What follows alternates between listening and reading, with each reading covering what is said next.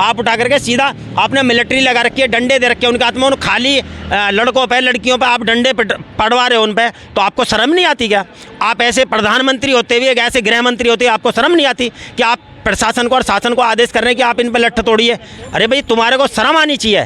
तुम्हारे घर में अगर एक का किसी का पर्स चोरी हो जाता है, उनको प्रधानमंत्री जी भतीजी का, तो पर्स के लिए सारा प्रशासन लगाते, तो एक पर्स को आंदोलनकारियों का काम होता है कि आंदोलनकारियों को डिटेन किया, आपने छोड़ दिया, लेकिन आप उन पर लठ क्यों बजा रहे हैं? आप उन पर डंडे क्यों बरसा रहे हैं? आपके लठ टूट रहे हैं, लेकिन लड़कों की जो हड्डियाँ टूटेंगी उसका कौन जिम्मेदार होगा?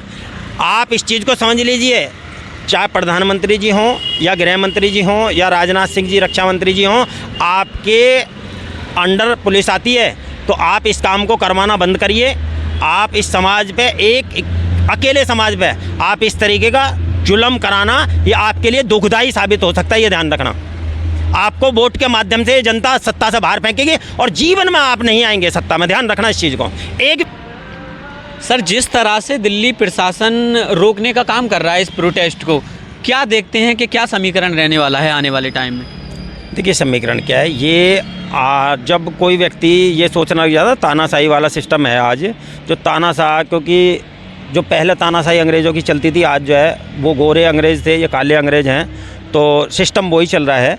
तो जो आज जो ये तानाशाही जो सिस्टम आ गया है इनका, ये सोच रहे हैं कि भाई हम आज अब सत्ता में हैं, हमारे से ऊपर कोई नहीं है और हम ही सब कुछ करेंगे अब। तो इसलिए ये इस तरीके का दबाव बनाना चाह रहे हैं एक ही समुदाय पे खाली, क्योंकि इनके दिमाग में और कुछ नहीं है। आज की डेट में अगर कुछ भी नहीं निकल के आता तो हिंदू मुस्लिम का मुद्दा लेकर के बैठ जाते हैं, बाकी और कुछ नहीं है इनके पास।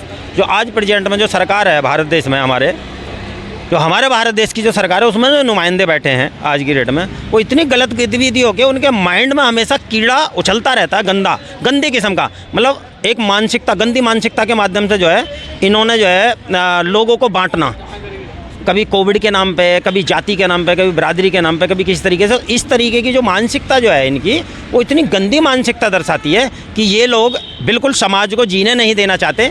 जो आज जो रीतू बैठी है भाई, अगर वो जो रीतू दोषी है तो रीतू को आप दोषी करार करके उसको सज़ा दीजिए, लेकिन जब वो दोषी नहीं है, जो दोषी है प्रिंसिपल, तो आप उसको दोषी के माध्यम से सज़ा दीजिए। अगर वो न्याय के प्रति आती है कि अब हाँ न्याय चाहिए, अब न्याय अगर उस लड़की को आप देना चाहते हैं, रीतू को, वो भी आपके प्रोफेसर रैंक की है, वो भी टीचर है, वो भी कहीं से कितनी मेहनत से जाकर के प्रोफेसर बनी है, तो आपका पहली बात तो ये सरकार का भी, सरकार में बैठे हुए नुमाइंदों का, उन लोगों का फर्ज बनता है कि पहले तो उसको इंसाफ दें, और अगर इंसाफ नहीं देना चाहते तो आप लिख करके दो कि आपको इंसाफ नहीं मिलेगा, आप चाहे कितना ही भी आप कोशिश कर लो, हम इस मानसिकता के, गंदी मानसिकता के, जातिवादी, आतंकवादी, गतिविधि मानसिकता के हम लोग बैठे, हम तुम्हें इंसाफ नहीं देना चाहते।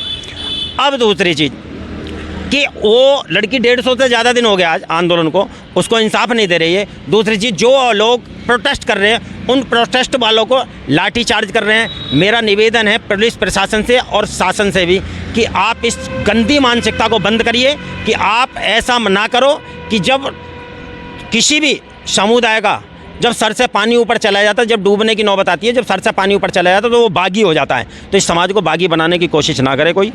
तो इसलिए मेरा आपसे निवेदन है कि इन पर लाठी चार्ज ना करें। आपको अरेस्ट करना है, आप उठा करके सीधा आपने मिलिट्री लगा रखी है, डंडे दे रखे हैं उनके हाथ में, उन खाली लड़कों पे लड़कियों पे आप डंडे पड़वा रहे हो उन पे, तो आपको शर्म नहीं आती क्या?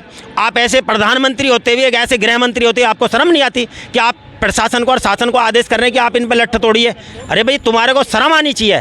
तुम्हारे घर में अगर एक का किसी का पर्स चोरी हो जाता है, उनको प्रधानमंत्री जी भतीजी का, तो पर्स के लिए सारा प्रशासन लगाते, तो एक पर्स वो चोरी होने भाई। और आप जब एक लड़की आप इंसाफ मांग रही है आपसे, तो उसका जो है इतनी गंदी मानसिकता तुम्हारे दिमाग में घुसी हो कि आपको इंसाफ देना नहीं चाह रहे। एक व्यक्ति आपके लिए इतनी इंपॉर्टेंट हो गई है वो, कि उसके प्रिंसिपल के लिए आप जो पूरे समाज को जो है, आपको क्या वोट नहीं चाहिए क्या? आपको सरकार नहीं बनानी आगे? जिस दिन ये बागी हो गया, आपको वोट के माध्यम से आपको उठा करके बाहर कर देगा। अच्छा, आप हटा के एक सवाल और है, कल रीतू सिंह के एक समर्थक हैं जो पहले ही दिन से रीतू सिंह के साथ समर्थक धरना प्रदर्शन पर बैठे हैं, उन पे कहीं ना कहीं अटैक हुआ है, उसको किस तरीके से देखते हैं? देखिए, उस लड़के पर रात को 6 बजे कुछ 17-18 लड़कों ने, मेरे सुनने में आया है, न्यूज़ पे भी आया है, ABP न्यूज़ पे मैंने देखा था कि 17-18 लड़कों ने उस पर अटैक किया है। अब उसमें 17-18 लड़कों ने जो अटैक किया है, उस पर देखिए टारगेट क्या बनाया इन्होंने, जिससे कि SC ST OBC समाज एक ना हो सके। इन्होंने क्या है कि उसको यादव लड़के का नाम लिया कि वो यादव है, नाम नहीं खोला उसका, लेकिन यादव लड़का है जिसने अटैक किया है। भाई ये आप क्या दर्शाना चाहते हो? 18 के 18 यादव थे?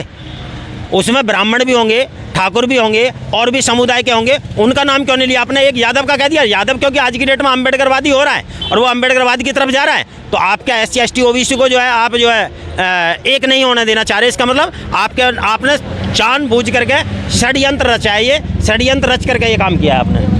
अच्छा सर, क्या लगता है आज का जो प्रोटेस्ट था वो तो मेरे हिसाब से विफल होता नजर आ रहा है, क्या लगता है हो पाएगा प्रोटेस्ट? जैसे अभी आपने देखा एक वाहन अभी भर के फिर गई गाड़ी, पीछे से एक गाड़ी और आ रही होगी, प्रशासन कहीं ना कहीं उठा के लेके जा रहा है तुम्हारे लोगों को, उस पर क्या कहना चाहेंगे? देखिए, ये मैं वही आपसे कह रहा हूँ कि देखिए प्रशासन उठा रहा है, ठीक है, आप उठाइए, आप तसल्ली से, जिसको आंदोलनकारियों का काम होता है कि आंदोलनकारियों को डिटेन किया, आपने छोड़ दिया, लेकिन आप उन पर लठ क्यों बजा रहे हैं? आप उन पर डंडे क्यों बरसा रहे हैं? आपके लठ टूट रहे हैं, लेकिन लड़कों की जो हड्डियां टूटेंगी उसका कौन जिम्मेदार होगा? आप इस चीज़ को समझ लीजिए, चाहे प्रधानमंत्री जी हों या गृह मंत्री जी हों या राजनाथ सिंह जी रक्षा मंत्री जी हों, आपके अंडर पुलिस आती है, तो आप इस काम को करवाना बंद करिए। आप इस समाज पे, एक अकेले समाज पे आप इस तरीके का जुल्म कराना, ये आपके लिए दुखदाई साबित हो सकता है, ये ध्यान रखना। आपको वोट के माध्यम से जनता सत्ता से बाहर फेंकेगी और जीवन में आप नहीं आएंगे सत्ता में, ध्यान रखना इस चीज़ को। एक व्यक्ति के लिए आपने इतने समाज को 150 दिन से परेशान कर रखा है, एक ही समाज को, तो ये आपकी गंदी मानसिकता नहीं है क्या? अच्छा, अगर देखा जाए तो अगर सबिता रॉय, अगर हम मान लें कि सबिता रॉय ने जातिवाद किया है डॉक्टर रितु सिंह के साथ, तो फिर इतना टाइम कैसे लगता है? जब प्रोटेस्ट डॉक्टर रितु सिंह कर रहे हैं तब उनको न्याय नहीं मिल पा रहा है, जो आम लोग हैं, जो आम जनमानस हैं, उनको कैसे न्याय मिल पाएगा इस चीज़ से? देखिए, अब न्याय की आप प्रतिक्रिया जो है ये सब दिखावटी रह गई है। न्याय का आप उम्मीद छोड़ दीजिए, क्योंकि सुप्रीम कोर्ट में भी जितने लोग बैठे, जब तक न्याय तब होगा कि जब सभी समुदाय के, जो जिस हिसाब से इन्होंने समुदाय को बांट रखा, सभी समुदाय के लोग जुडिशरी में जाएंगे, लोअर कोर्ट में जाएंगे, सेशन कोर्ट में जाएंगे, हाई कोर्ट में जाएंगे, सुप्रीम कोर्ट में जाएंगे, तब वो देख करके न्याय देंगे, सुनिश्चित करेंगे कि वहाँ वाकई में 5 बेंच की या 3 बेंच की या 7 बेंच की जो न्याय कार्य प्रणाली होती है, उसके अंदर सभी लोगों को बिठाना जरूरी है, जो सभी विचारधारा के लोग हों, वो आपस में डिस्कस करके जो आदमी दोषी है उसको दोषी को सजा दें और जो निर्दोष है उसको निर्दोष के माध्यम से उसको बरी किया जाए। तो इस तरीके से तो चल सकता है, लेकिन आज क्या है, जातिवादी मानसिकता के सुप्रीम कोर्ट में भी बैठे हुए हैं, सारे थाने में जातिवादी मानसिकता के बैठे हैं, ACP जाति मानसिकता के बैठे हैं, DCP जातिवादी मानसिकता के बैठे हैं, IG DIG यहाँ तक कि ADG लॉ, जो जितने भी बैठे सब जातिवादी मानसिकता के लोग बैठा दिए हैं, एक एक चुन चुन करके बैठाए, जिससे कि एक समुदाय को इंसाफ ना मिल सके। आपने देखा कि किस तरह से हम सुबह से ही आपको दिखा रहे हैं कि पुलिस प्रशासन लोगों को, जो प्रोटेस्ट करने वाले लोग हैं, प्रोटेस्ट के समर्थन में आए हुए हैं, उनको पुलिस प्रशासन उठाने का काम कर रहा है। और अभी पीछे मैंने एक वीडियो अपलोड किया, उसमें आपने देखा कि किस तरह से पुलिस प्रशासन लोगों पर डंडा बरसाने का काम कर रहा है। हमने बात की और जानने की कोशिश की, लेकिन जो भारत में न्याय प्रणाली है उस पे एक सवाल बड़ा पैदा होता है कि किस तरीके से जो डॉक्टर रितु सिंह हैं वो कम से कम तकरीबन 150 दिन से धरना प्रदर्शन पर बैठी हैं, अभी तक न्याय नहीं मिल पाया है। तो एक आम जनमानस की इस भारत में क्या सिचुएशन होगी, क्या उसको जातिवाद से कभी राहत मिल पाएगी, ये बहुत बड़ा सवाल पैदा होता है। बाकी आप सोशल प्लेटफॉर्म देख रहे थे, मेरा नाम अनिल है। जय हिंद, जय भारत, वंदे मातरम।